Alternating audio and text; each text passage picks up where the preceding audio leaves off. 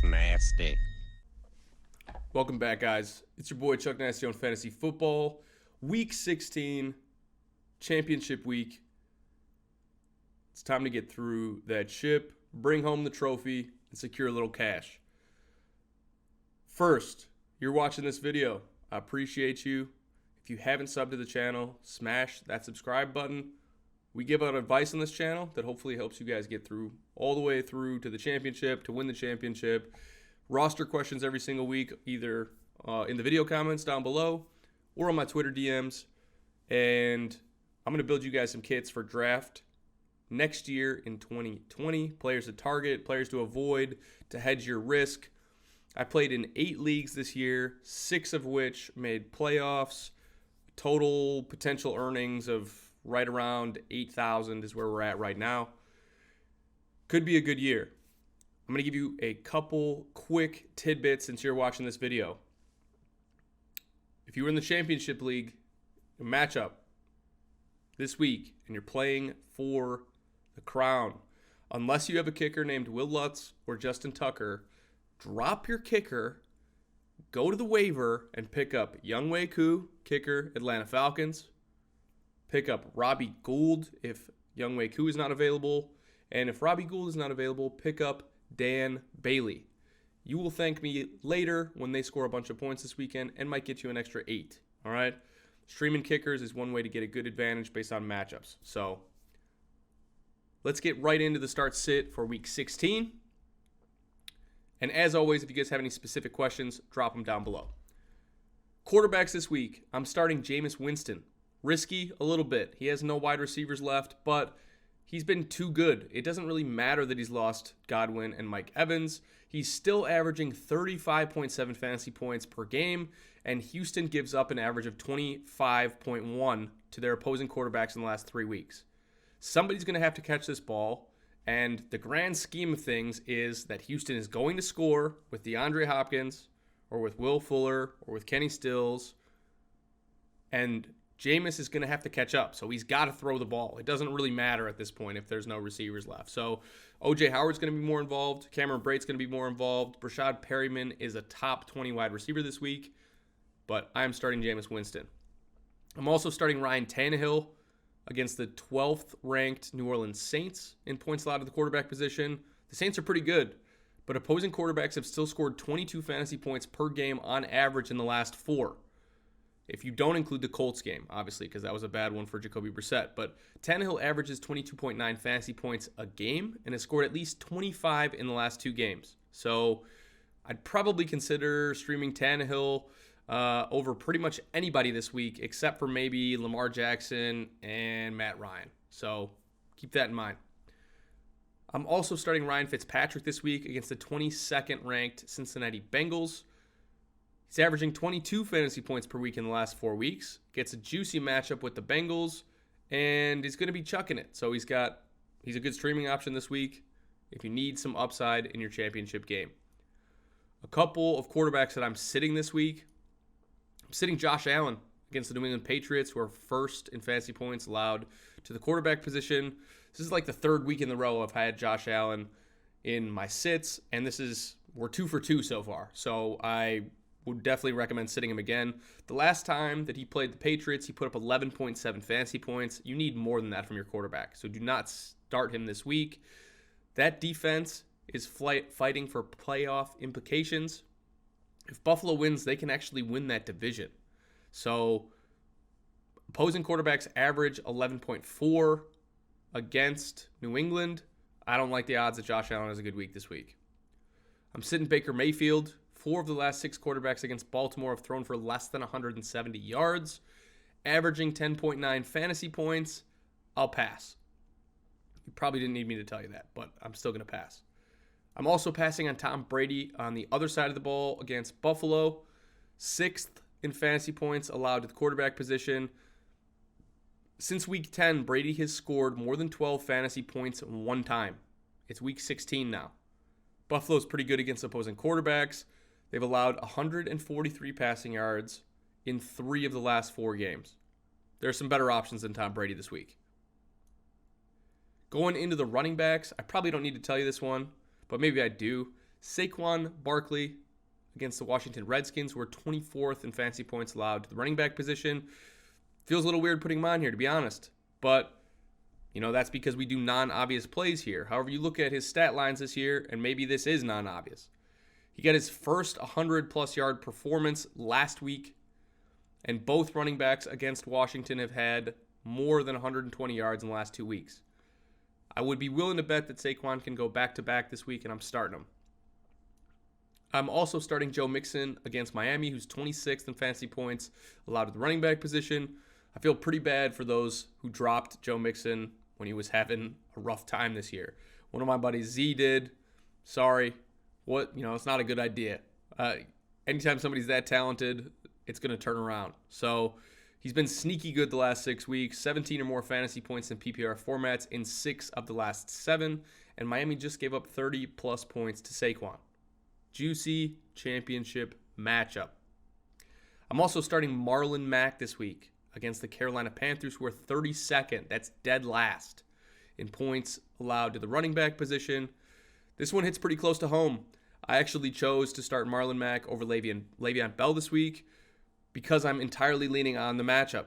Last week was gross. He had 19 total yards against the Saints.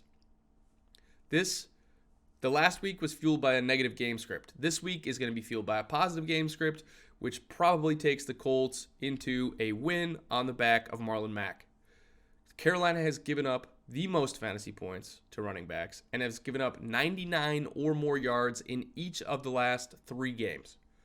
I like my odds. I'm playing Marlon Mack this week. I am more than likely, I say more than likely because Alexander Mattison has not been ruled out yet, playing Mike Boone against Green Bay, who's 20th in fantasy points allowed to the running back position. This is a situation to monitor. If Alexander Mattison gets ruled out, this is an easy plug and play.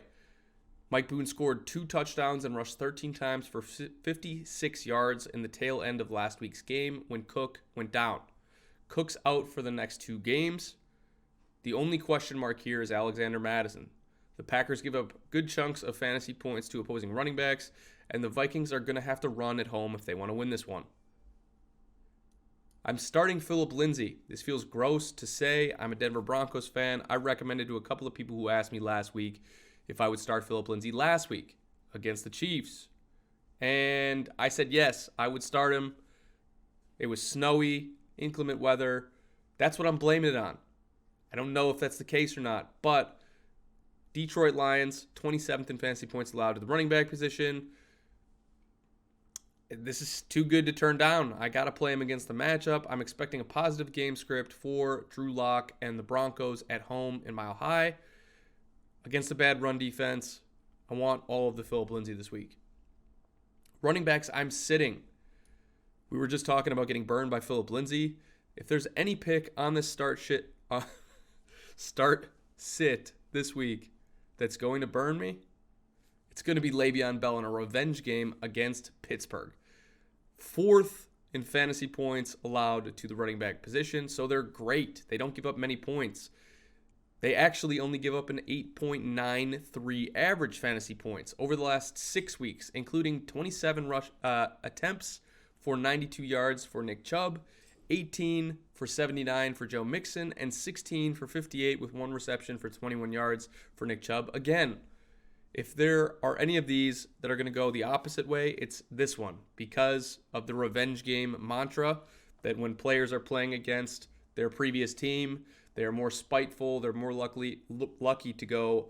I don't know what it is. Is it an extra effort thing? I'm not sure. It doesn't really matter.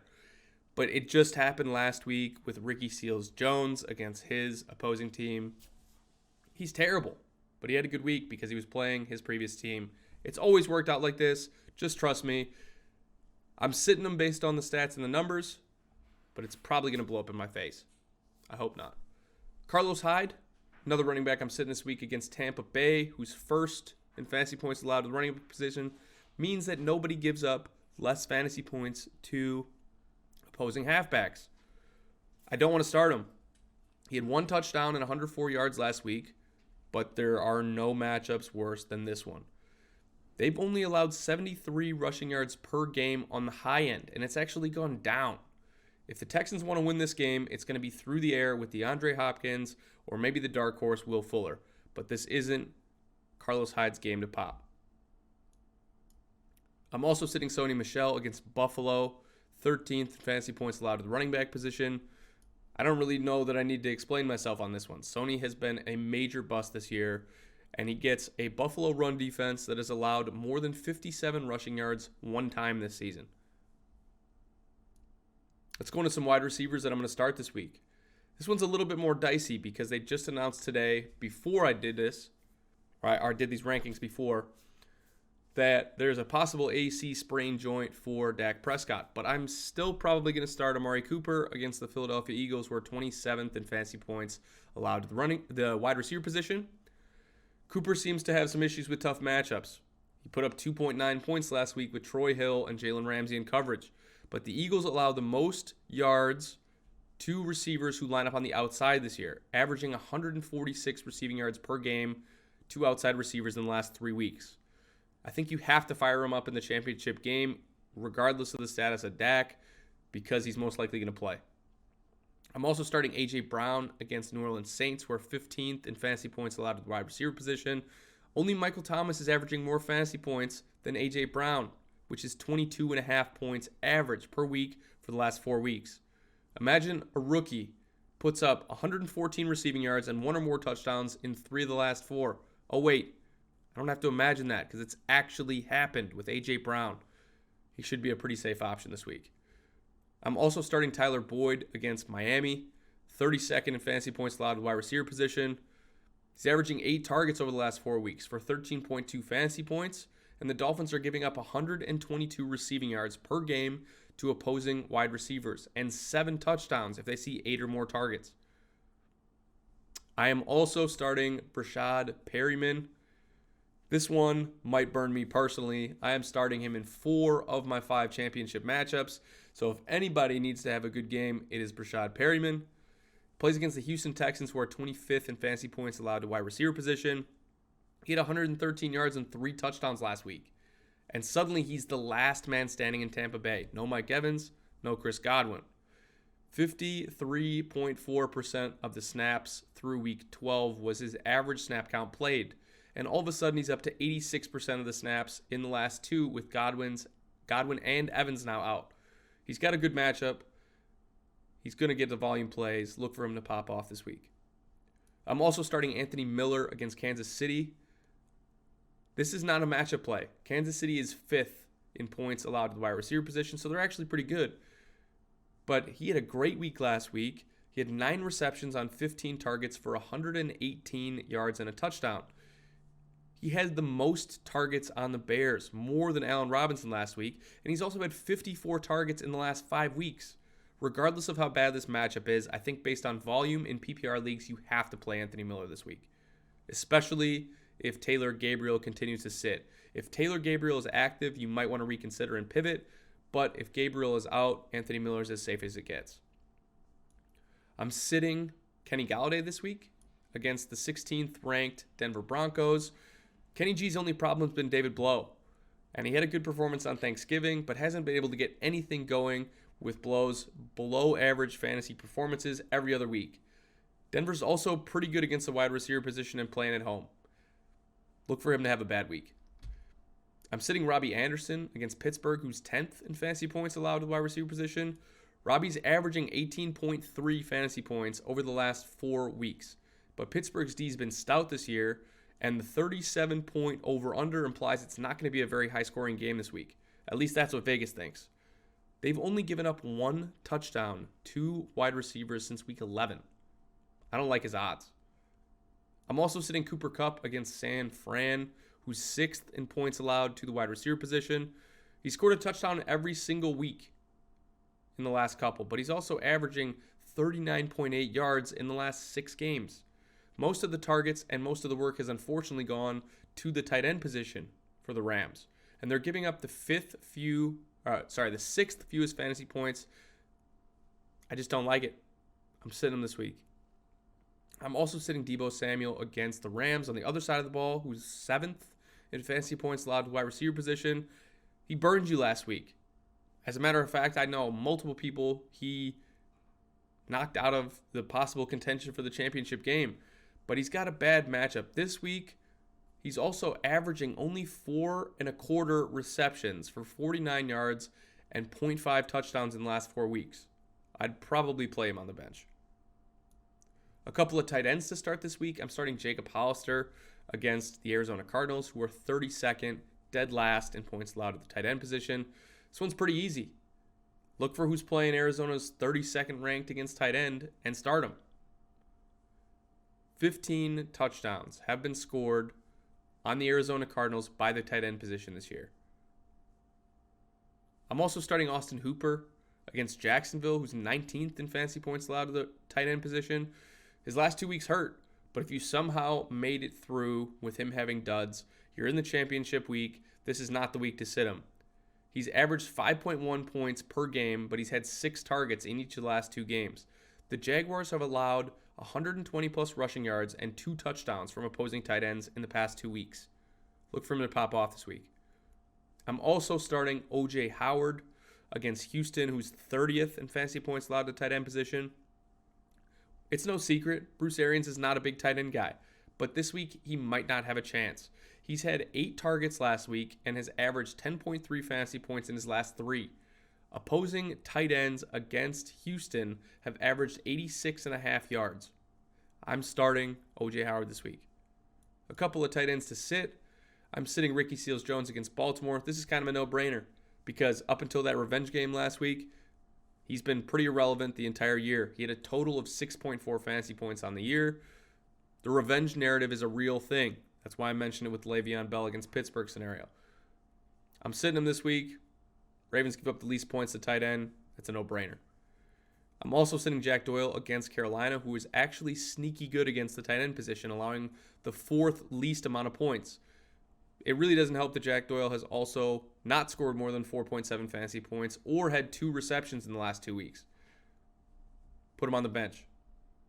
Let's go into my picks for the week. As always, any of you guys that are new to the channel, hit that subscribe button, and let me help you with your roster. Let's make some money. All right, here are the picks for the week. I'm taking Houston over Tampa Bay at home. They're playing for some playoff contention. I'm taking New England at home against Buffalo. I don't think Josh Allen has it in him. San Fran at home against LA. Indianapolis at home against Carolina. New York on the road against Washington. That one's kind of dicey. New Orleans on the road against Tennessee. Baltimore on the road against Cleveland. Pittsburgh on the road against the Jets. Miami at home against Cincy. This is like the battle of the toilet bowl right here. I'm taking Atlanta at home against Jacksonville. The Chargers at home against Oakland. Denver at home against Detroit. Dallas on the road against Philadelphia. Seattle at home against Arizona. Kansas City on the road against Chicago. And Minnesota at home against Green Bay.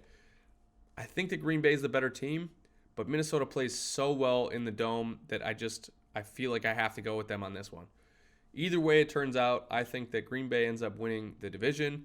The Vikings win the wild card, and they play each other first round of the playoffs. We'll see if I'm right or not. That is all I have for you guys this week. If you have any questions, drop them down below. Subscribe to the channel. Good luck this week.